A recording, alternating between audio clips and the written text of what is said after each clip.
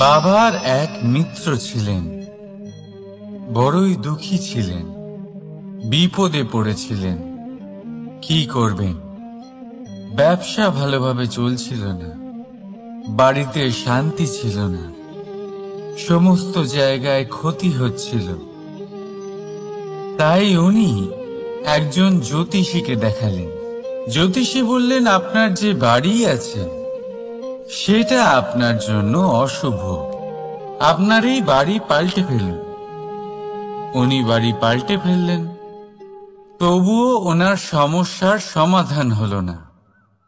তারপর একজন জ্ঞানী ব্যক্তি ওনাকে বললেন যে আপনার জামা কাপড়ের যে রং সেটা বিপদকে আমন্ত্রণ জানাচ্ছে, এই জামা কাপড়গুলিকে পাল্টে ফেলুন।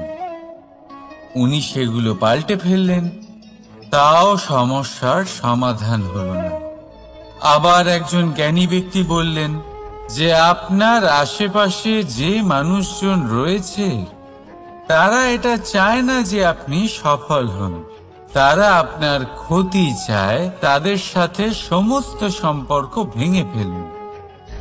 তো উনি সম্পর্ক ভেঙে ফেললেন, কিন্তু তাতেও ওনার জীবনে কোনো পরিবর্তন এলো না। তার মানে তিনি বাড়ি পাল্টালেন, জামা কাপড় পাল্টালেন, সম্পর্ক পাল্টালেন, যেটা পাল্টালেন না তা হলো স্বভাব। এই যে স্বভাব, এটা অত্যন্ত গুরুত্বপূর্ণ। এই স্বভাবই আপনার ব্যক্তিত্ব তৈরি করে। তাই নিজের স্বভাব শুধরে ফেলুন, তাতে ভালো পরিবর্তন আনুন, সবকিছু ভালোই হবে। রাধা রাধা। এই লক্ষ্য আসলে কি? এই লক্ষ্য তাই যা আমরা পেতে চাই। এই সংসারে সুখী কে হয়? সুখী সেই যে তার লক্ষ্য পেয়ে গেছে। দুঃখী কে হয়? দুঃখী সেই যে তার লক্ষ্য এখনো পায়নি। এবারে প্রশ্ন এখন এটাই যে লক্ষ্য সবাই পেতে চায়, লক্ষ্য পাওয়ার জন্য সবাই প্রাণপণ চেষ্টাও করে, তাহলে সবাই তাদের লক্ষ্যে পৌঁছতে পারে না কেন? ঠিক আছে, কোথাও না কোথাও কিছু না কিছু কমতি থেকেই যায়, যাই বাধা থাক। আজকে আমি আপনাকে একটা উপায় বলবো এই লক্ষ্য পাওয়ার জন্য। একটা কাগজ নিন, তাতে একটা চিহ্ন বানান, সেটাই হবে আপনার লক্ষ্য। এবারে সেই লক্ষ্যে পৌঁছানোর একটা পথ বানান। এবারে এই যাত্রাকে ভিন্ন ভিন্ন ভাগে বিভাজন করে দিন। এবারে এটা হলো আপনার পরিকল্পনা। এবার এই পরিকল্পনা ক্রমানুসারে আপনি পালন করতে থাকুন। এইটাই হবে আপনার চেষ্টা। এবার এইভাবে যদি আপনি চেষ্টা করতে থাকেন, যাই আপনার কল্পনা হোক না কেন তা বাস্তব অবশ্যই হবে। তাহলে এই কল্পনাকে বাস্তবে রূপান্তরিত করুন। এইভাবেই নিজের পরিকল্পনা পালন করতে থাকুন। আপনার যাই কল্পনা থাকুক বা যাই লক্ষ্য থাকুক, তা বাস্তবে পরিণত হয়ে আপনার হাতে অবশ্যই আসবে। রাধা রাধা। মোহ। শাস্ত্রে লেখা আছে যে মোহ শুধু সেই ব্যক্তিকেই নয়, বরং সেই আরেক ব্যক্তিকেও বিনাশ করে দেয় যার ওপরে সেই মোহ আছে। এবারে লোকে কি করেন, এই শাস্ত্রে লেখা কথাগুলি শুধু শাব্দিক অর্থে নেন। এই মোহ, দেখুন, এটা শুভ হতে পারে, শুধু এর রূপ ভিন্ন ভিন্ন হয়। এটা ভালো করে বুঝতে হবে। এবারে মোহ যদি কোনো বস্তুর উপরে থাকে তাহলে তা লালসা হয়ে যায়। মোহ কোনো বিশেষ ব্যক্তির উপরে হয়ে গেলে তা প্রেম নয়, আকর্ষণ হয়ে যায়। মোহ কোনো চাহিদার উপরে হয়ে গেলে তা বাসনা হয়ে যায়। মোহ বিজয়ের উপরে হয়ে গেলে তা কুণ্ঠা হয়ে যায়। মোহ নিজের সংস্কৃতির উপরে হলে আপনাকে সংস্কৃতির রক্ষক বানায়। যদি এই মোহ নিজের গুণের উপরে হয় তাহলে সেই শিল্প দ্বারা আপনি এই সংসারে অদ্ভুত সব কাজ করতে পারবেন। এবারে এটা আপনার উপরে নির্ভরশীল যে এই মোহকে আপনি সৃজনের আধার বানাতে চাইবেন নাকি বিনাশের অস্ত্র বানাতে চাইবেন। ভেবে দেখুন, সিদ্ধান্ত আপনার। রাধা রাধা। ক্রোধ। লোকে বলে যে এই ক্রোধ পাপেরই মূল, কিন্তু সত্যি কি এই ক্রোধ পাপের মূল? একটু ভেবে দেখুন, এই ক্রোধ বাস্তবে আসলে কি? এই ক্রোধ একটা অনুভূতি যা আপনার মধ্যে হঠাৎই অসীমিত তেজ সঞ্চালন করে। এবারে আমি আপনাকে কিছু উদাহরণ দিচ্ছি যাতে আপনি বুঝতে পারেন যে ক্রোধ আপনার জন্য ভালো কি না। যদি কারোর সাথে অন্যায় হয় আর এটা দেখে আপনার ক্রোধ হয়, আর এই ক্রোধ আপনাকে তার সাহায্য করতে প্রেরণা যোগায়, তাহলে এই ক্রোধ অবশ্যই ভালো। যদি কোথাও আপনি দেখেন যে কোনো নারীর উপরে অত্যাচার হচ্ছে আর সেটা দেখে আপনার ক্রোধ হয়, আর এই ক্রোধ আপনাকে তার সাহায্য করতে সাহস যোগায়, তাহলে এই ক্রোধ অবশ্যই ভালো। যদি এই সংসারে কোথাও আপনি কোনো অনৈতিক কাজ বা ছলনা দেখেন আর আপনার তাতে ক্রোধ না হয়, কিছুই অনুভব করেন না, তাহলে এটা কাপুরুষতা। তার মানে এটাই যে আপনি আপনার মনুষ্যত্ব হারিয়ে ফেলেছেন। তাই এটা বোঝার চেষ্টা করুন, আপনার ক্রোধের তেজের ব্যবহারের ওপরে নির্ভরশীল হলো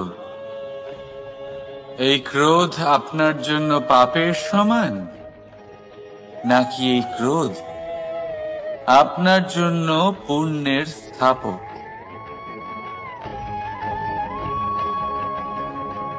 রাধা রাধা। অভিমান, আত্মসম্মান, অহংকার, দেখতে গেলে এই তিনটি শব্দ ভিন্ন ভিন্ন, কিন্তু এর মূল আধার একই, আত্মসম্মান। এবার যদি কথা বলি আপনার শরীরের, আপনার সংস্কৃতির, আপনার সম্পর্কের, তাহলে অভিমান থাকা স্বাভাবিক।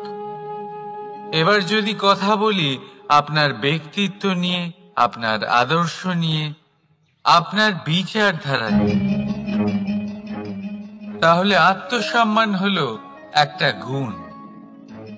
যদি এইভাবে বলা হয় যে আমি এই কার্য কারোর সাহায্য ছাড়া, সহযোগিতা ছাড়াও করতে পারি, তাহলে এটা আত্মসম্মান আর এটা সঠিক।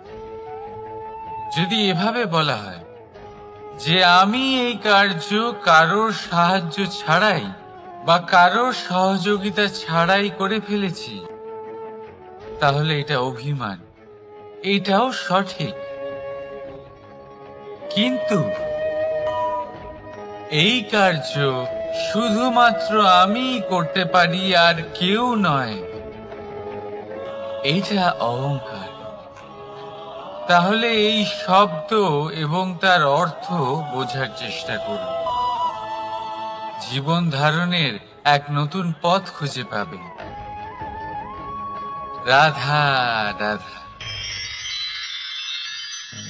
সংসারে প্রত্যেক ব্যক্তি কোনো না কোনো রূপে ঈশ্বরকে মানে। কেউ মূর্তি রূপে, তো কেউ তত্ত্ব রূপে, কেউ ভাবনা রূপে, আবার কেউ স্বভাব রূপে। কেউ নিজের মধ্যে পরমাত্মা খোঁজে, আবার কেউ অন্যের মধ্যে। কারোর কাছে জ্ঞানই পরমাত্মা। সংসারে প্রত্যেক মানুষই কোনো না কোনো রূপে তার ঈশ্বরকে পেয়েই যান। কিন্তু একটা কথা বলবো, ঈশ্বর প্রথমেই নিজের একটা স্বরূপ পৃথিবীতে আপনার কাছে পাঠিয়ে দিয়েছেন। সেই স্বরূপ হলো আপনার মাতা, আপনার মা। সেই মা যিনি আপনাকে জন্ম দিয়েছেন, আপনাকে বাঁচতে শিখিয়েছেন, আপনাকে সংস্কার দিয়েছেন। যদি আপনি কখনো কোনো অনুচিত পথে অগ্রসর হয়েছেন, তখন তিরস্কার করে আপনাকে সঠিক পথে এনেছেন। যদি আপনি এই সংসারে অসফল হয়েছেন, তখন তার আঁচলের উষ্ণতা দিয়ে আপনাকে আশ্বাস জুগিয়েছেন। সেই সমস্ত কাজ করেন এই মা, যা ঈশ্বরও করেন। সেই জন্য মনে রাখবেন যে এই সংসারে আপনার সবচেয়ে প্রথম ঈশ্বর যদি কেউ থাকে, তাহলে তা আপনার মা। প্রত্যেক প্রতিমাতেই ঈশ্বর নাই থাকতে পারে, কিন্তু প্রত্যেক মায়ের মধ্যে ঈশ্বর অবশ্যই থাকে। রাধা রাধা। আপনি নিশ্চয়ই দেখে থাকবেন যে প্রদীপের নিচে অন্ধকার থাকে। যে প্রদীপ সংসারকে আলোকিত করে, সেই প্রদীপের নিচেই অন্ধকার। এবারে অনেক মানুষ আছে যারা এই বিষয়টা এইভাবে দেখে যে ব্যক্তি নিজের সমস্যার সমাধান করতে পারে না, আর গোটা সংসারকে উপদেশ দেয়। কিন্তু এইটা দেখার আরো একটা দৃষ্টিভঙ্গি আছে, আর সেটা হচ্ছে যে স্বয়ং জ্বলে সংসারকে আলোকিত শুধু সেই করতে পারে যা রাধার বড়ই শীতল হয়। এই সংসারের পথপ্রদর্শক সেই হতে পারে, এই সংসারকে দিশা সেই দেখাতে পারে যার মধ্যে সন্তোষ আর ধৈর্য শক্তি আছে। এবারে দেখুন, এটা অত্যন্ত গুরুত্বপূর্ণ বিষয় যে বিবেক তখনই কাজ করে যখন মন শান্ত থাকে, যখন মন শীতল থাকে। তাই যদি আপনি এই জীবনে কোনো বড় কর্ম করতে চান, তাহলে সর্বপ্রথম আপনার এই মনকে, এই বিবেককে, এই হৃদয়কে, এই আধারকে, এই ভূমিকে শীতল রাখতে শিখুন। ধৈর্য ধরুন। সংসারে এমন কিছু নেই যা আপনি করতে পারবেন না। রাধা রাধা। এই প্রদীপ দেখতে পাচ্ছেন আপনি? নিজেও জ্বলে আর এই বাতিকেও জ্বালিয়ে রাখে, আর এই সংসারকে প্রদান করে প্রকাশ। অন্ধকারাচ্ছন্ন ব্যক্তিকে প্রদান করে আশার আলো। কিন্তু এটা কখনো ভাবে না যে সেই মাটি কেমন হবে যা দিয়ে এটা তৈরি করা হয়েছে, সেই কুমোর কেমন হবে যে একে আকার দিয়েছে। ভাবে না যে একে কিনেছে তার বাড়ি কেমন হবে, তা কতটা সুসজ্জিত। কিচ্ছু নয়, শুধু এই সংসারকে প্রকাশ প্রদান করে। আর হয়তো সেই জন্যই প্রদীপকে এত ভালোবাসা হয়। সে নিজের বা অন্যের বাড়ি দেখে কখনোই জ্বলে না, সে জ্বলে শুধু অন্ধকারের সাথে লড়াই করতে। তাই আপনিও নিজের ব্যবহার এই প্রদীপের মতো করে তুলুন। নিজের পরিচয় সরিয়ে নিঃস্বার্থভাবে কর্ম করে যান, আর নিজের জন্য এক নতুন, এক বিশাল, এক অদ্ভুত পরিচয় তৈরি করুন। রাধা রাধা। এই সংসারে প্রত্যেক ব্যক্তি বড় কিছু করতে চায়, এমন কিছু যা এই সংসারে কেউ আগে কখনো করেনি। এমন জায়গায় পৌঁছতে চায় যেখানে এর আগে কেউ কখনো পৌঁছতে পারেনি। আর কেউ এতে সফলতা অর্জন করে, কিন্তু কিছু মানুষ অসফল হয় কেন? এটাই আমার প্রশ্ন। না তো তাদের ইচ্ছেতে কোনো কমতি থাকে, না কমতি থাকে তাদের চেষ্টায়। তাহলে কেন এরা পিছিয়ে পড়ে? এর উত্তর বড়ই সরল। এই সংসার আপনাদের বলি কিভাবে। আপনারা সকলে সংসারে মহান কাজ করতে চান, সেই মান, সেই সম্মান পেতে চান যা এর আগে কেউ কখনো পায়নি। কিন্তু আপনার সমস্যা এটাও যে এই কাজে সংসার আপনার সাথে থাকছে না।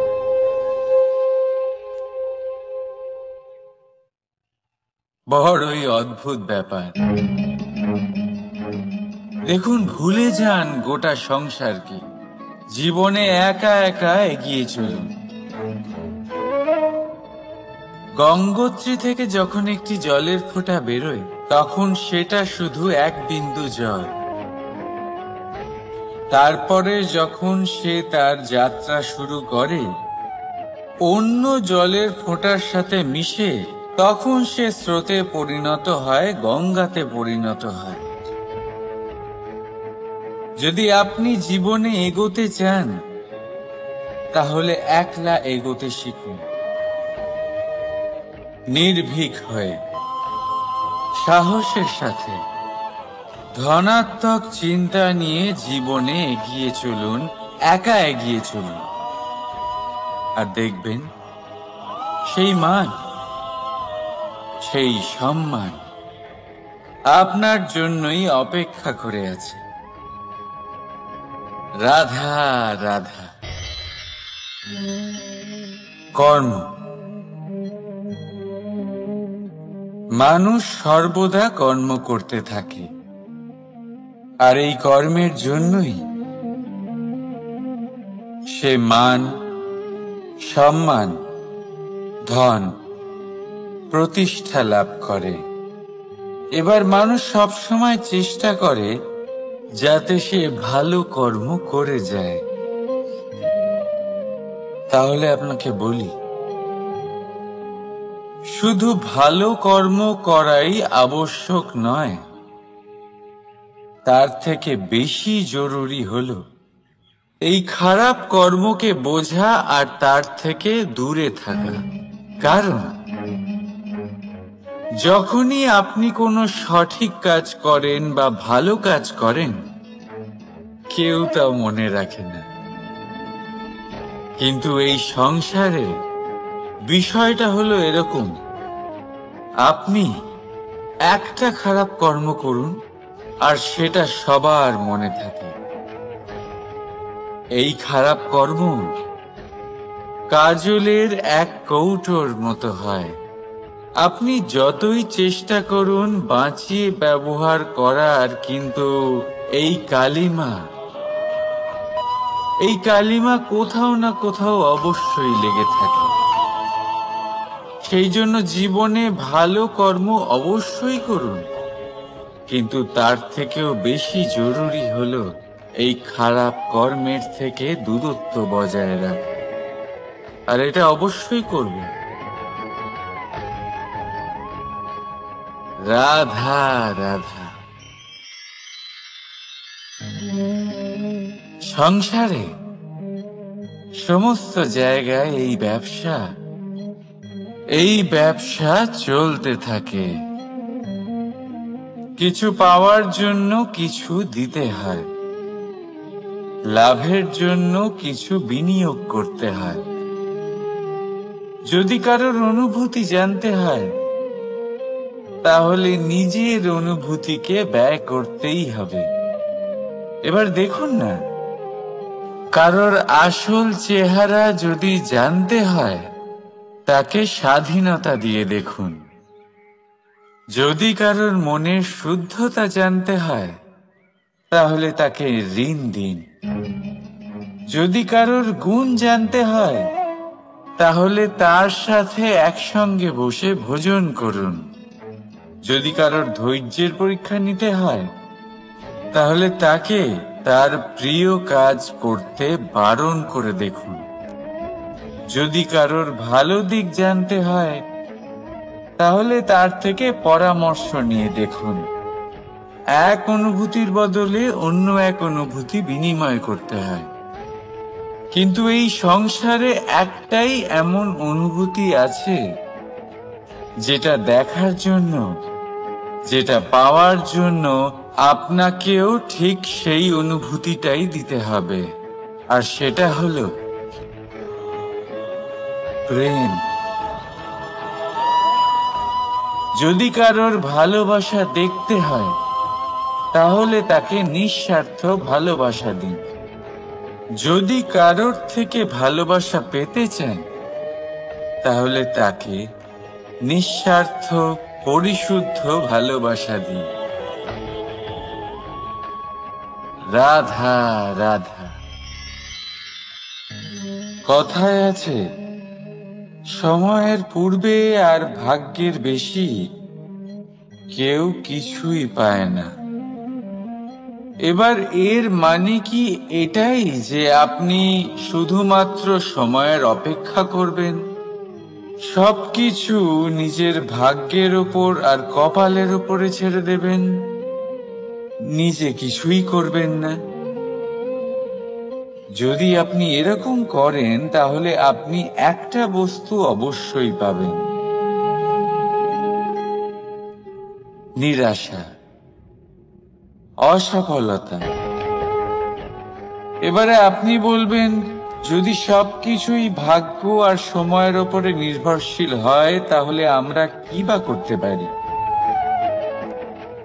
করতে পারেন চেষ্টা, পরিশ্রম। এই চেষ্টাই আপনার জীবনে সেই সময়কে আপনার কাছে টেনে নিয়ে আসে, সেই সময়ে যার অপেক্ষা আপনি করছেন। আর এই ভাগ্য তার সামনেই নত হয় যে মন। জীবনে যখনই কোনো বস্তু বা সুখ স্বাচ্ছন্দ্য অধিক মাত্রায় আপনার কাছে চলে আসে, তখন নিজেকে শ্রেষ্ঠ মনে করার একটা প্রবণতা দেখা যায়, যা হয় আত্মবিশ্বাসে পরিণত হয়, নয়তো অহংকারে। এবার আত্মবিশ্বাস আর অহংকারের মধ্যে অনেক বড় পার্থক্য রয়েছে। আমি এটা করতে পারি, আমি ওটাও করতে পারি, এ হলো আত্মবিশ্বাস। শুধুমাত্র আমি এটা করতে পারি, শুধুমাত্র আমি ওটাও করতে পারি, আমি হলাম সর্বশ্রেষ্ঠ, এটা হলো অহংকার। এবার এই অহংকারের ধ্বনি অনেক দূর প্রবাহিত হয়, আর এর প্রহার সর্বপ্রথম আপনাকে বিপর্যস্ত করে। এবার এই অহংকার এর বিপরীত শব্দ হলো বিনয়, অর্থাৎ নিজের ঊর্ধ্বে উঠে অন্যের বিষয়ে ভাবনা চিন্তা করা, সংসারের বিষয়ে ভাবা। এই বিনয়ী হবার চেষ্টা করুন, একের থেকে অনেক হওয়ার চেষ্টা করুন এবং একসাথে থাকার চেষ্টা করুন। নিশ্চিত রূপেই আপনি বিকাশের কারণ হবেন। মত্ততা থেকে নিজেকে দূরে রাখুন, অহংকার থেকে নিজেকে দূরে রাখুন। এই মন প্রসন্ন হয়ে বলবে, রাধা রাধা। মোহ, কারোর প্রেমের মোহ, কারোর সঙ্গলাভের মোহ, কোনো বন্ধনের মোহ, কখনো বা ধনের মোহ, ঐশ্বর্যের মোহ।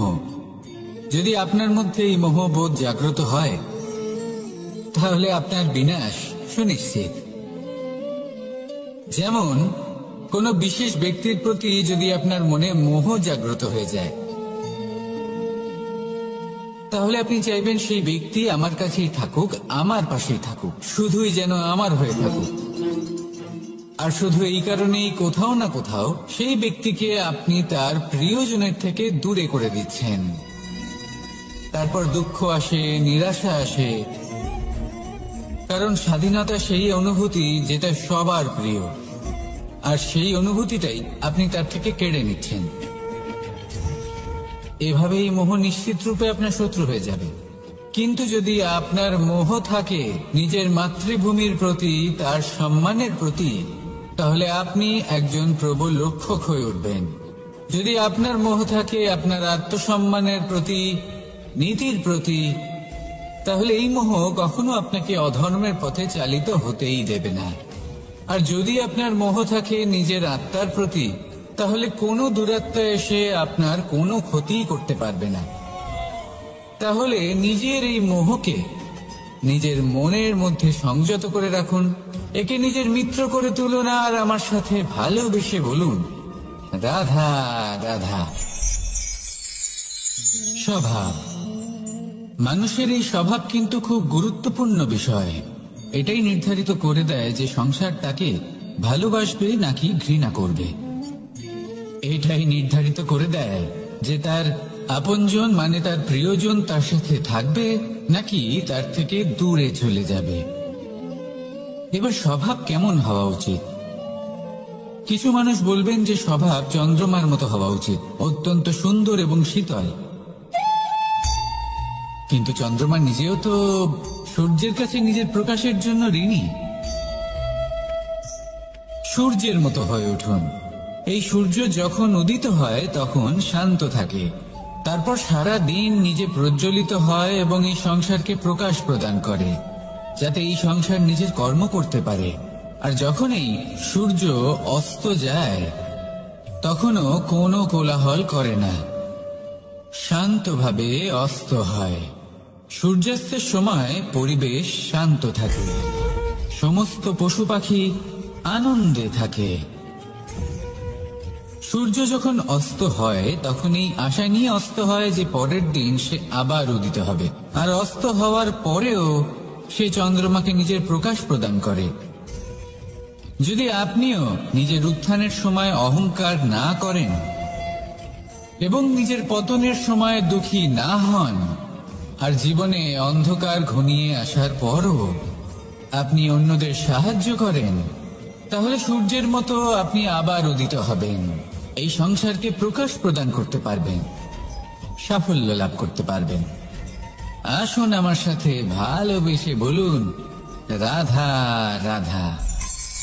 আজ আমরা কথা বলবো মানুষের আরো একটা খুব বড় শত্রুর বিষয়। তার নাম হলো ক্রোধ। এই ক্রোধ হলো একটি জ্বলন্ত কয়লার মতো, যেটা প্রজ্বলিত করে আপনি যার দিকেই ছুঁড়ে মারুন না কেন, সবার আগে কিন্তু আপনারই হাত পুড়ে যাবে। কিন্তু কখনো কখনো এই জীবনে রাগ দেখানোটাও খুব অবশ্যম্ভাবী হয়ে পড়ে। যেমন ধরুন, যদি আমরা কথা বলি সেই ক্রোধের যা আসে যখন আপনি ধর্মকে রক্ষা করছেন, অধর্মের বিরুদ্ধাচরণ করছেন, সত্যের হয়ে রুখে দাঁড়াচ্ছেন, মাতৃভূমির মঙ্গলের কথা ভেবে চলেছেন, নিজের প্রিয়জনদের মঙ্গলের বিষয় ভেবে চলেছেন, তখন ক্রোধের জন্ম হওয়া খুবই স্বাভাবিক আর কোনোভাবেই অনুচিত নয়। কিন্তু যদি তখনও আপনার মনে ক্রোধ জন্ম না নেয়, তাহলে এর অর্থ হলো যে আপনি কোথাও না কোথাও দুর্বল। এই ক্রোধ নামক শত্রুকে যদি মিত্র করে তুলতে হয়, তাহলে পরিস্থিতির সম্যক ধারণা, বিবেক আর ধৈর্য, এই তিনেরই প্রয়োজন। তাই এই ক্রোধকে নিজের মিত্র করে তুলুন আর আমার সাথে ভালোবেসে বলুন, রাধা রাধা। যদি নিজের কথা বলি, তাহলে আমার এই নিয়ে অভিযোগ নেই যে জন্মের পরেই আমাকে মা বাবার থেকে দূরে চলে যেতে হলো। আমার এই নিয়েও অভিযোগ নেই যে একজন মামা যিনি ভাগ্নের জন্য নিজের প্রাণও ত্যাগ করতে পারেন, সেই মামাই আমার প্রাণ কেড়ে নেওয়ার জন্য প্রত্যেক সম্ভাব্য প্রচেষ্টা করলেন। এই নিয়ে অভিযোগ নেই যে মহাযোদ্ধা হওয়া সত্ত্বেও আমাকে সারথি হওয়ার চয়ন করতে হলো। বরং আমি কৃতজ্ঞ। মামা যতই আমার প্রাণ কেড়ে নেওয়ার চেষ্টা করুক, আমি নিজের আত্মরক্ষা করতে পেরেছি। প্রথমে মথুরা ছাড়তে হলো, তারপর বৃন্দাবন ছাড়তে হলো, কিন্তু দ্বারকাকে নির্মাণ করার সুযোগটা আমি পেয়েছি। আমি কৃতজ্ঞ যে একজন সারথি হিসেবে ধর্মস্থাপনের এই রথ আমি এগিয়ে নিয়ে যেতে পেরেছি। এই সংসারকে গীতার জ্ঞান প্রদান করতে পেরেছি। দেখুন, জীবন সেই একই আছে, কিন্তু দৃষ্টিভঙ্গি কতটা গুরুত্বপূর্ণ। এই অভিযোগ আপনাকে জীবনে বাধা দেবে, দুঃখী করে তুলবে, কিন্তু কৃতজ্ঞতা বোধ সেটা আপনাকে একটা সুযোগ দেবে, সেই জীবনকেই আরো আনন্দের সাথে যাপনের সুযোগ। এই সুযোগে সদ্ব্যবহার করুন আর আমার সাথে ভালোবেসে বলুন, রাধা রাধা।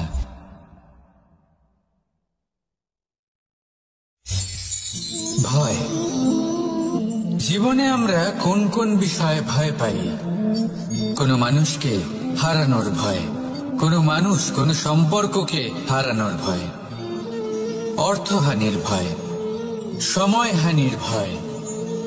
এবার বিষয়টা হলো, এই ভয় কখনো আমাদের কোনো লাভ করে না।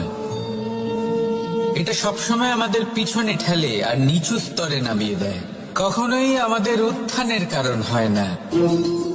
তাই জীবনে যদি কোনো ভয়ের কারণ থাকতেই হয়, তা শুধুই এটা যে মানুষের কথা ভাবতে ভাবতে সম্পর্কগুলিকে হারানোর ভয়, মানুষকে হারানোর ভয়, সবার মন রাখতে রাখতে আপনি যেন নিজেকে, নিজের ভাবনা চিন্তাকে না হারিয়ে ফেলেন। যদি এরকম হয়, যদি সকলের মন রাখতে রাখতে আপনি নিজেই নিজেকে হারিয়ে ফেলেন, নিজের ভাবনা, নিজের লক্ষ্য, নিজের মন্তব্যকে হারিয়ে ফেলেন, তাহলে সংসারে যতই যাই হয়ে যাক না কেন, প্রসন্নতা লাভ করবেন না।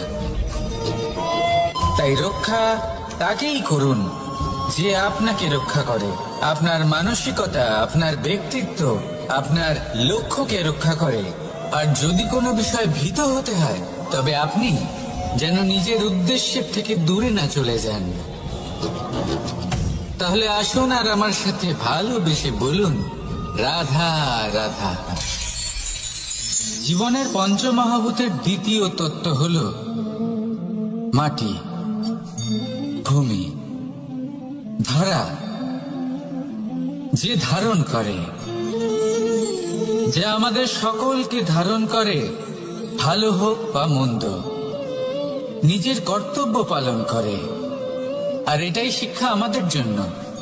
আমাদেরকেও আমাদের সকল কর্তব্য পালন করতে হবে, তা সে আমাদের নিজেদের প্রতি হোক, আমাদের পরিবারের প্রতি হোক, সমাজের প্রতি হোক বা ঈশ্বরের প্রতি। এই শিক্ষা আমাদের মাটি দিয়ে থাকে, এ আমাদের পদতলে পিষ্ট হয়েও তার বদলে আমাদের বনস্পতি প্রদান করে।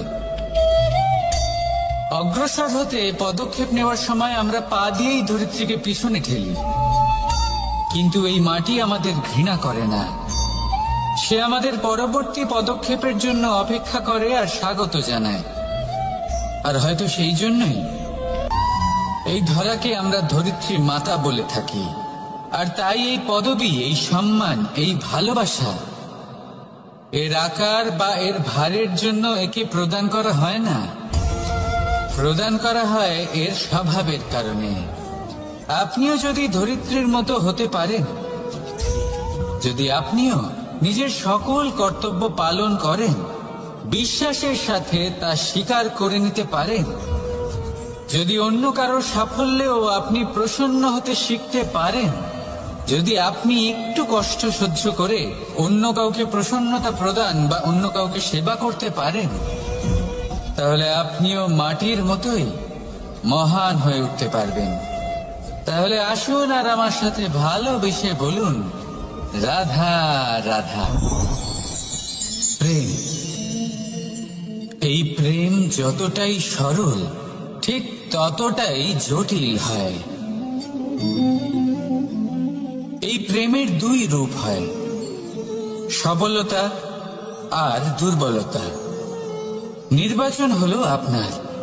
এবার যদি একটা উদাহরণ দিয়ে আপনাকে বোঝাই, তাহলে মাতা পিতাকে দেখুন।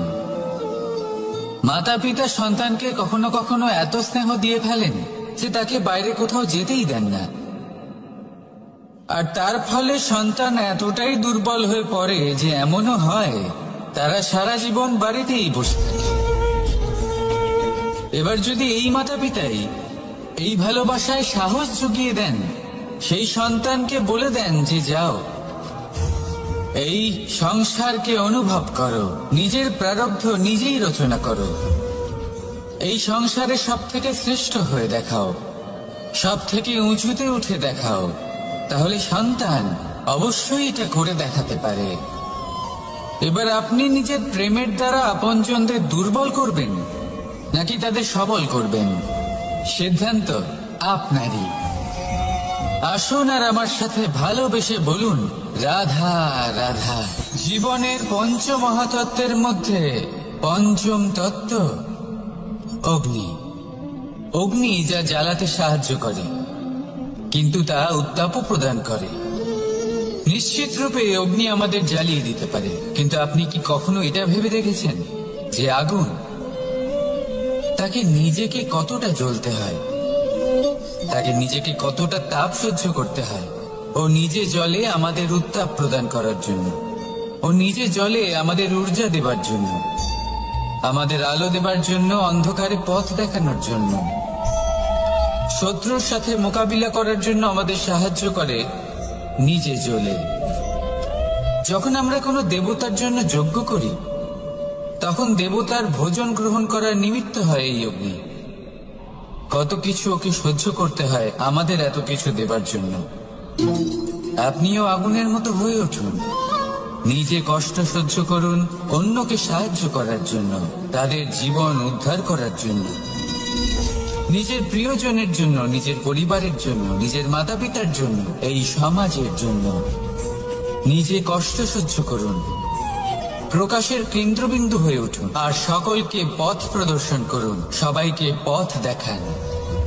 যেদিন আপনি আগুনের মতো হয়ে উঠবেন, সেই দিন ঠিক যেমন অগ্নিকে পুজো করা হয়, আপনিও সেইভাবে পূজনীয় হয়ে উঠবেন।